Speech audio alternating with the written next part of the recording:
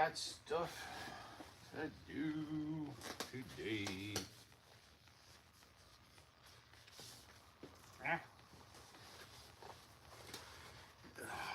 Here we go.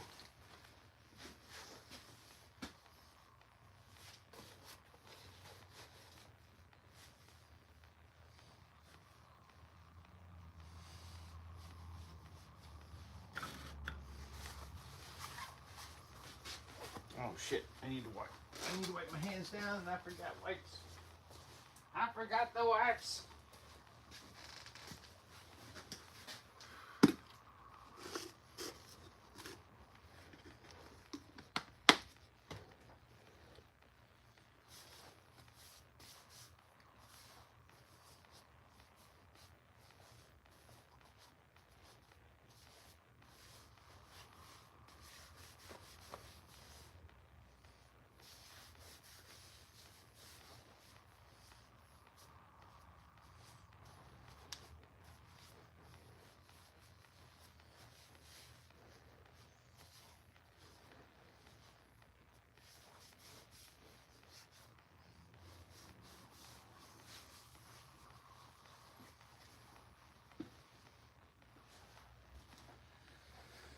Oh, my back. Oh, why am I so old?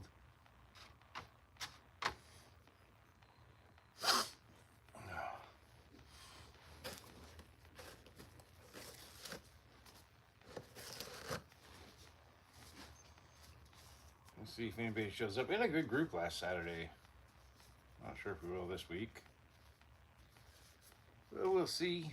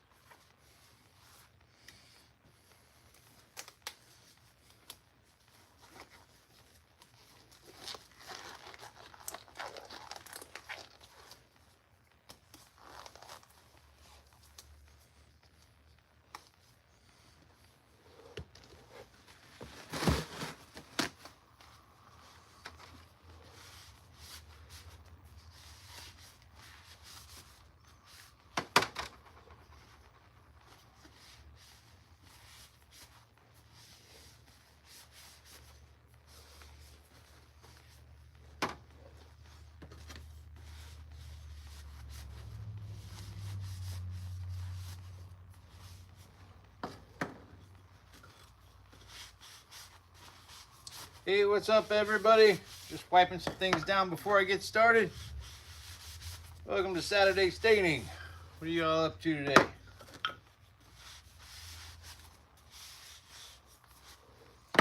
We got a bunch of weird shit to oil up today.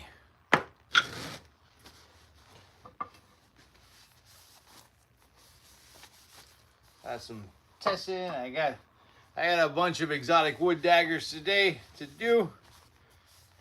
I've had some custom orders come in lately for some Polynesian style daggers, so I'm doing some proof of concepts this weekend on those. We're going to tung oil those up. A nice little assassin stiletto I made out of a piece of Kamaru. And also found out this is not Kamaru. I made another one of these stakes last weekend thinking it was Kamaru, but apparently the rest of the lot of wood that I was given is Kamaru. This is Palfero. Palfero is a pretty impressive wood. It's good stuff. Stronger than walnut, which is weird to me. And it's right up there with like ironwood.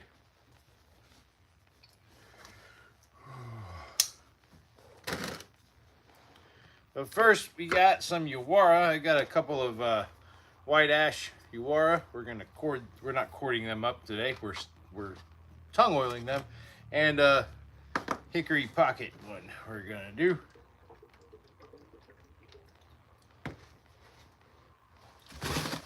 Clean cloth. There we go. But if you got any questions, feel free to stick them in the chat. Help me be a little less bored.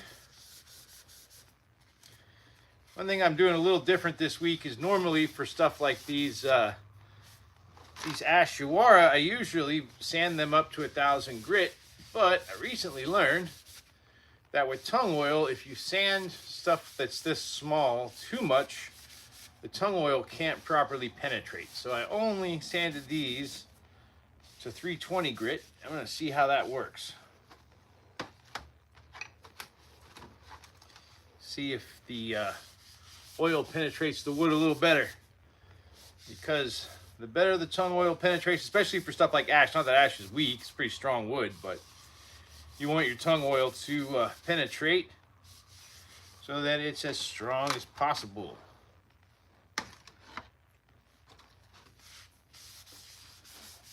Alright, penetrating oils like tung oil, they penetrate the wood, and when they oxidize, it dries hard, so it reinforces the wood. You go put this one up, be right back.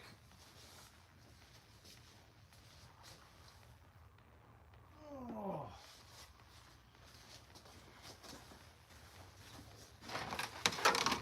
Come back here. What's everybody up to this morning, or this afternoon? It's afternoon now, right? Yeah, it is. Well, it is here anyway. Probably not where some of you are. All right. You go put this one up.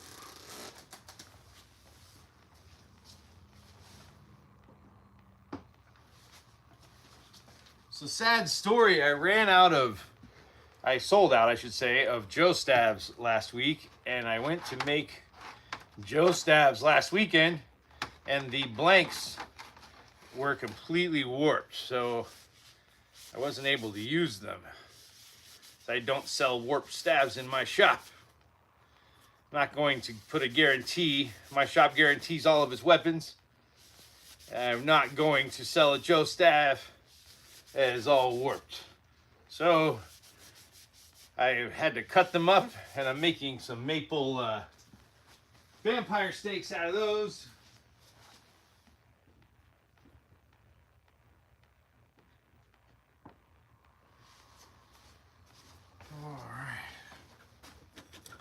So we got these bad boys here. These are already listed on my shop. I've got a few of these already in inventory because whenever I have a Joe staff cutoff or I have a Joe staff blank that's warped, I make steaks out of them. These are cost effective. Hey, thanks for the likes, you guys. Hey, what's up, Haley? Welcome. All right, so the handle will get corded up tomorrow morning when I do my Sunday finishing work live. I go live on Sundays at 7:30 a.m. to do my finishing work. If you're up at that ungodly hour, feel free to join me.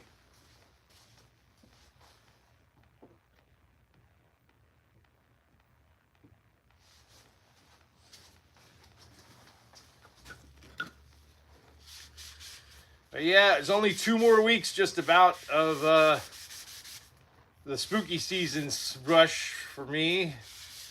So probably by Friday, the Friday before Halloween, it's about 2 weeks from now, a little less than 2 weeks from now. That's about the cutoff to guarantee you're going to get your stuff in time for Halloween. So if you want to get an order in for Halloween, highly recommend doing that in the next 7 to 10 days.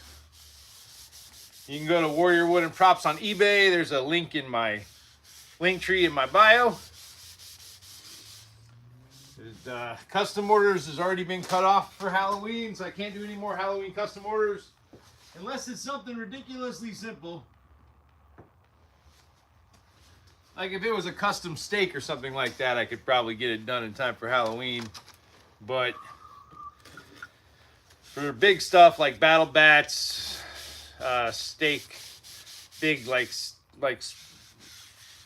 Halloween props, stuff like that, I already cut off on that for Halloween. I don't have the time to do any complicated orders. Probably custom steaks is the only thing I could possibly do in that time frame right now. But you probably don't even need to get it a custom steak for me. I can't imagine what kind of steak you want that I don't already have on the shop. I have like a few dozen types of steaks on my shop already. I'm all about the vampire hunting.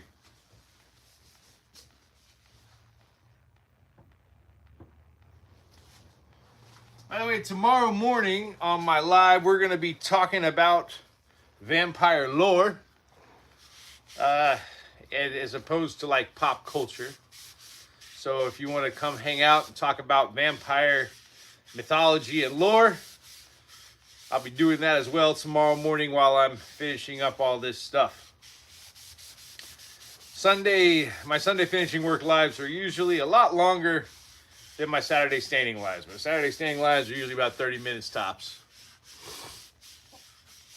Sometimes I go as long as 45 minutes, but very rarely. Because mostly it's just me doing this. All right, that one's done. Now we can get to the interesting stuff.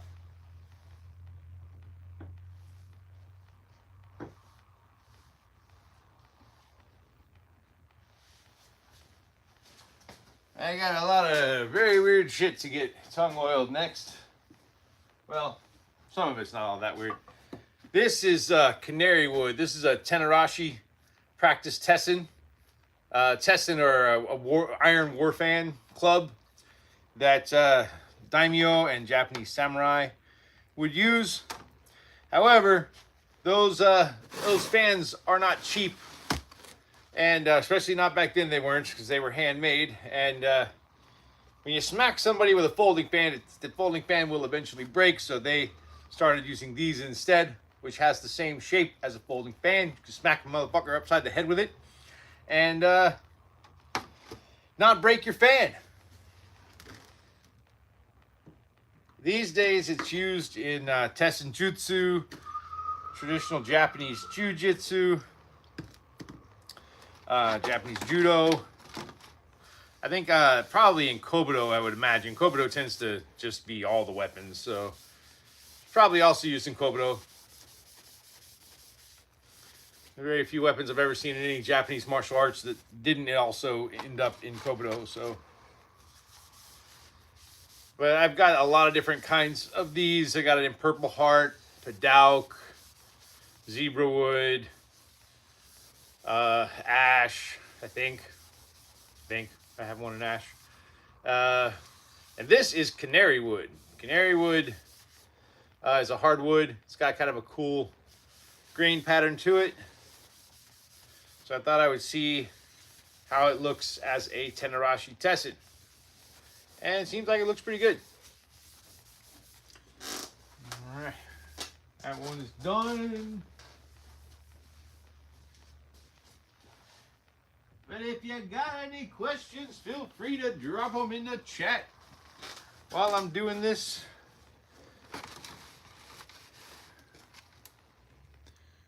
What about vampire economics? Tony, I don't know. What about vampire economics? Tell me about vampire economics. I mean, yeah, you got to think. You know, if you could just put money in an IRA and just let it appreciate forever. Do they need to change Social Security? I would imagine so. A lot of the modern pop culture stuff when it comes to like Social Security numbers and things like that is that apparently vampires are really good at identity theft. So like every, you know, if they want to live amongst people every so and so often, they will steal someone's identity.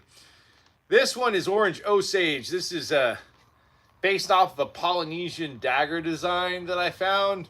But of course, Orange Osage not exactly native to any Polynesian areas. But like I said, I've got some Polynesian style custom orders coming up. And so I'm just doing some proof of concepts to make sure I can get the right measurements and shapes out of the wood that I want. And it looks like I can. But yeah, that one's Orange Osage. And that'll go up on the shop tomorrow after I get everything finished. I think I might wrap the handle with like a little natural cordage, like some jute or something. Just so it looks a little more finished. But it sands up and oils up pretty, Orange Osage. And it's light and sturdy, and it's got a nice color to it.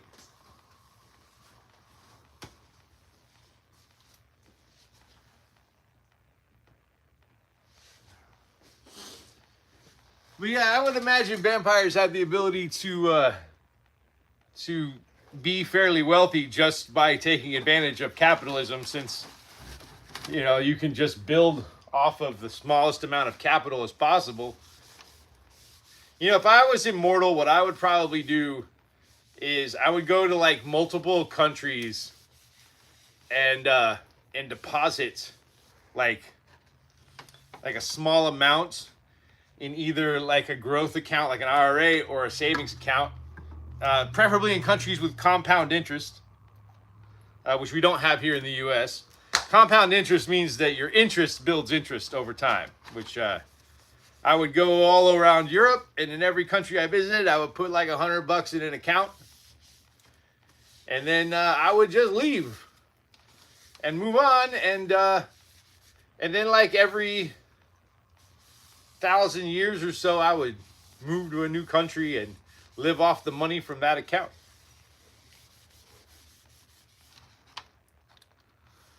What all do I make? I make all kinds of stuff, my man. I make vampire steaks. I make martial arts weapons. I make wasters and practice swords for Boo-Hurt, SCA, Armored Combat, HEMA.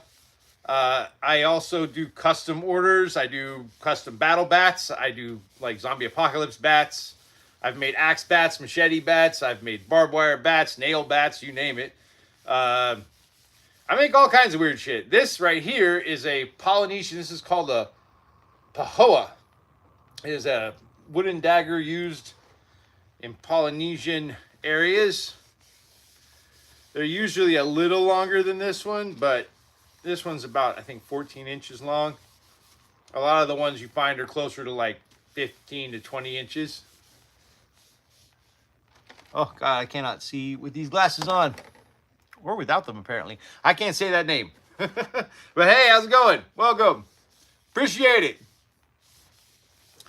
But this is a pahoa dagger. This is a Polynesian style dagger. I made it from kumaru wood, which is a wood that you would find in certain Polynesian areas, not all of them.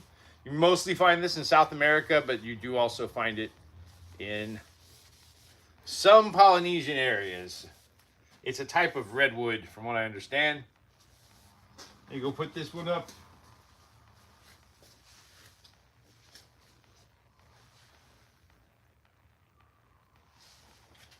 But funny story, I had someone gift me some wood. They gave me a lot of wood, and they said it was kumaru. And I thought it was kumaru. And the first board I worked with, I thought was kumaru. And the rest, then I started working with the rest of it. It all looked different. And so I thought the first wood that I worked with, which looked different from all the rest of it, turns out all the rest of it was kumaru. The other wood was called pau ferro, which I have a piece here I'm going to do in a second. That's pau ferro. And it is insanely strong, man. It is stronger than ironwood, apparently, which I did not even know that was something that happened. Is stronger than black walnut, but so is kumaru. Kumaru is stronger than black walnut as well. I had to oil the hole. There's a little hole for a small cord. This is an assassin stiletto.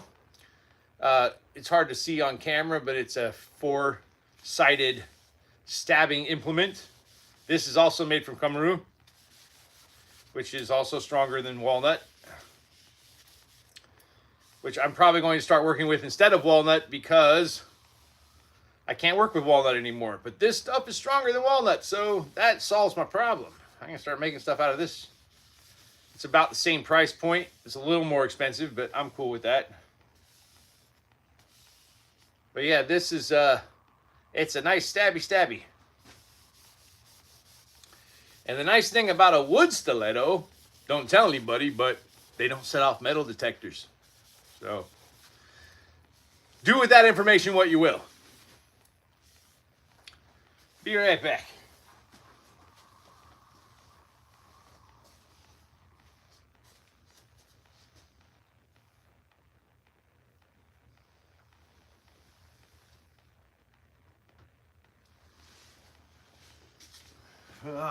Last piece, people. This is the Palfero stake. I'm making 2 of these, and only 2 of these.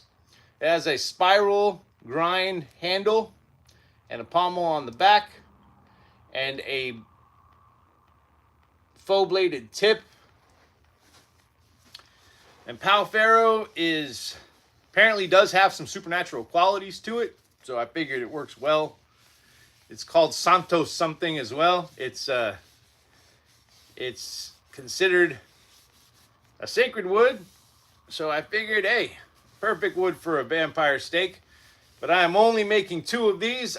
One of them, I believe, may already be spoken for, because I had somebody message me today and ask me when I'm listing them and asked if I would hold one for them.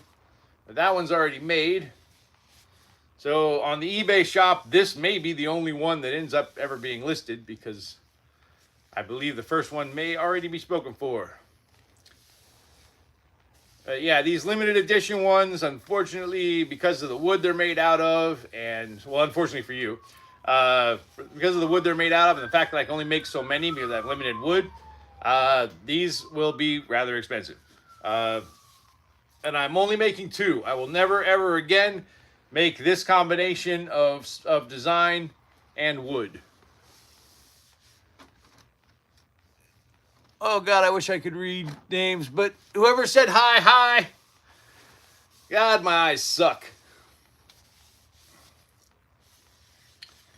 All right, peeps. There we go. What do you guys think? Pretty sweet, right? So, yeah, these will go up on the shop tomorrow after I finish my Sunday finishing work. If they aren't both claimed by then. We'll see.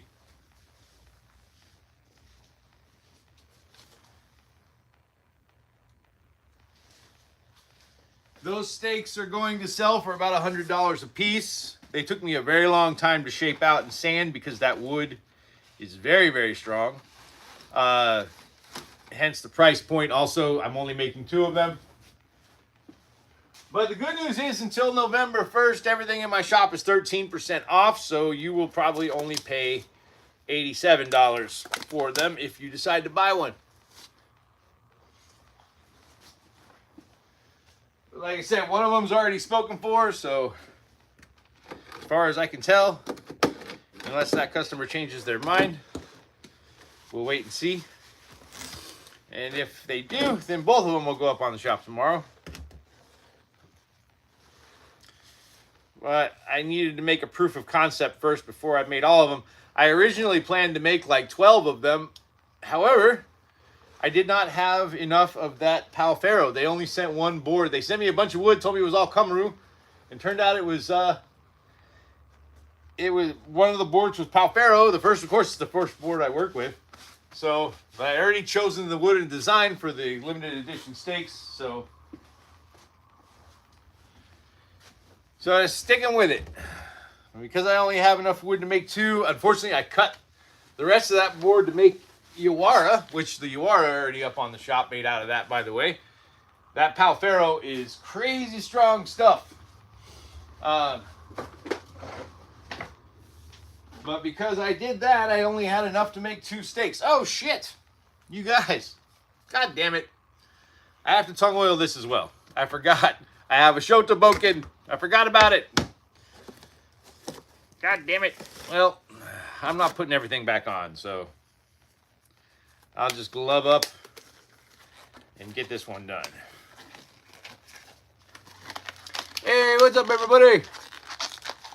Welcome to my party. I thought I was done, but I wasn't. I got one more. I got a Shoto short sword Boken, and I'm almost sold out of these. So I got to give it its first coat today, and then it'll get its second coat tomorrow.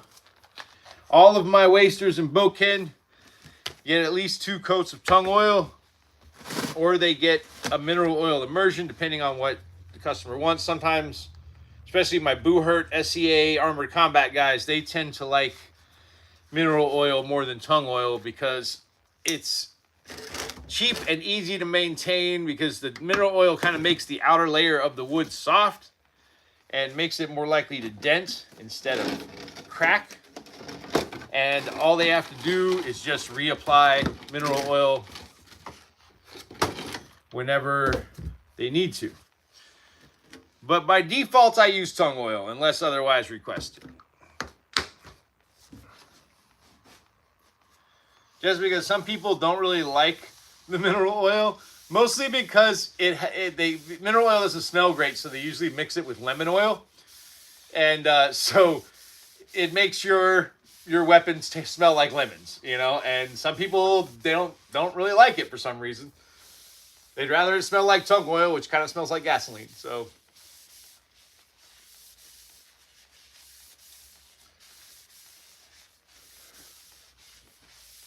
but all of my wasters and bokken in my shop in Bokudo, actually all of my weaponry, anything that's considered a practice weapon and not a prop, are guaranteed. If they break when they are not supposed to break, I replace them. I do not charge you anything. I don't ask you to send the old one back.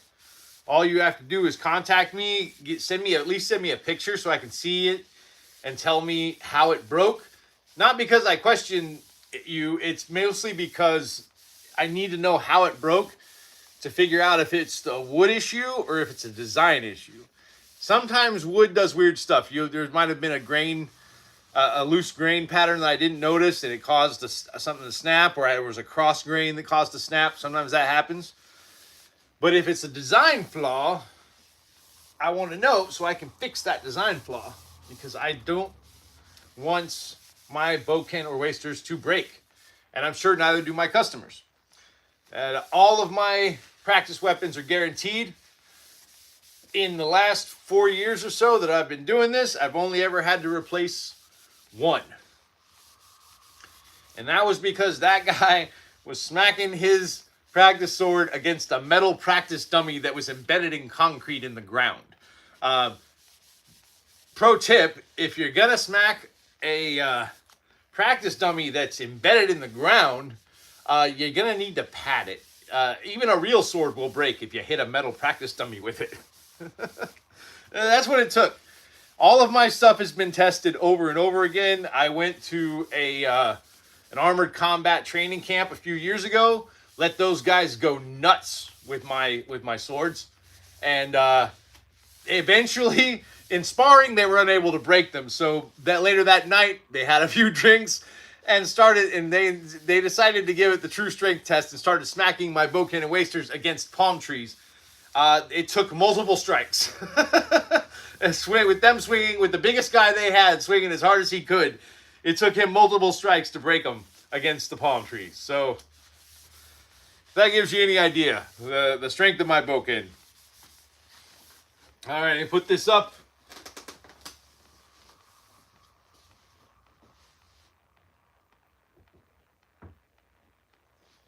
But my bokken are strong. They may not be pretty. They are not pretty, for sure.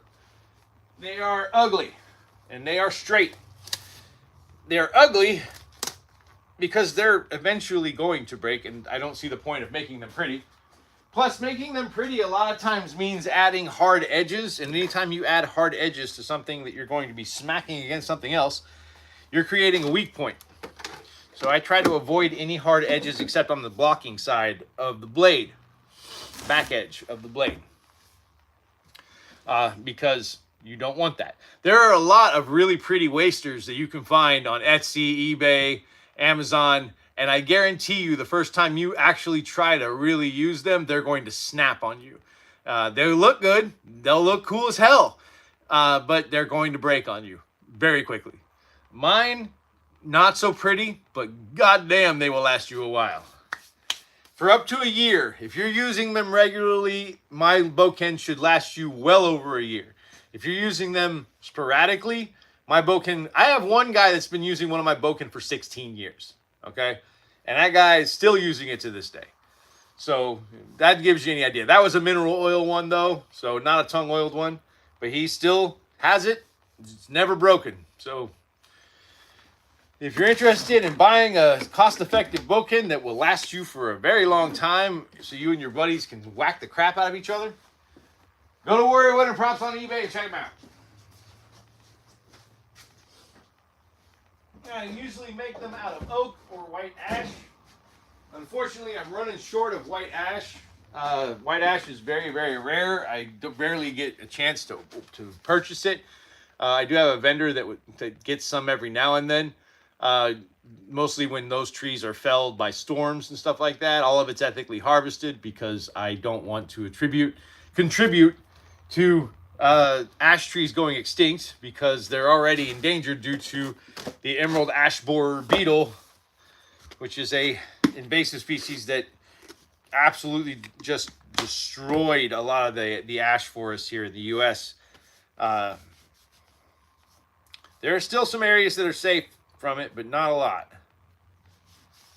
So I've got some white ash stuff on the shop, but mostly oak for my practice weaponry. I don't normally make my practice weapon stuff out of exotic wood, just because most people don't want to buy an expensive exotic wood to use as a practice weapon, because it's just going to get messed up. Right. Well, people, that was my last project for today. I'm going to start cleaning up. But if you got any questions about what I do at Warrior Wood and Props, or anything else that's within reason, feel free to drop those in the chat, and I will answer them before I leave. If you got any questions about vampire economics, like Tony had earlier, that was an interesting question. Feel free to drop them in the chat and let me know.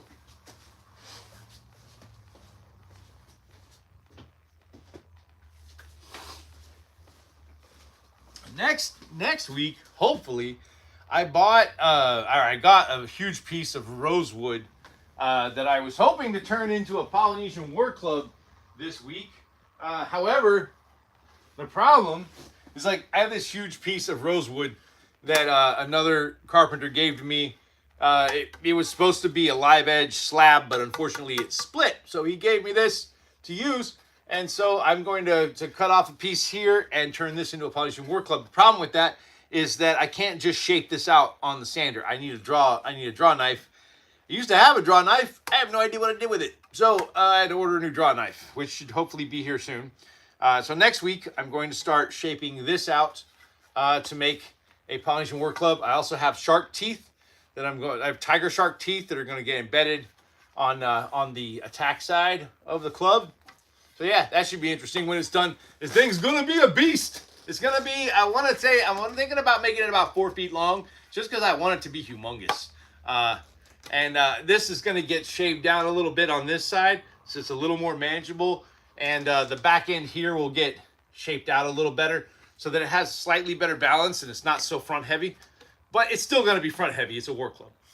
But it's gonna be fun. You guys should stick around for that next week. That's gonna be a good time.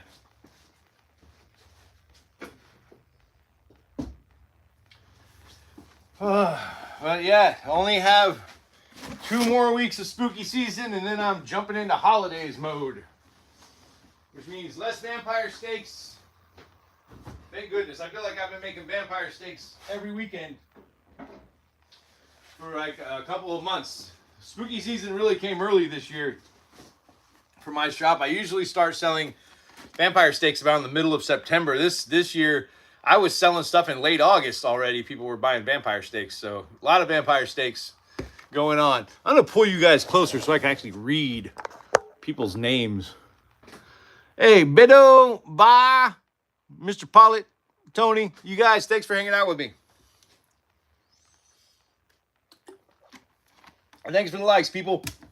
So, but yeah, next week I'll have some crazy stuff. But I will be live tomorrow morning, as usual, for Sunday finishing work. I usually go live about 7:30 a.m. Oop, I made you guys crooked, didn't I? I usually go live about 7:30 a.m., which I know is Eastern time, which I know is an ungodly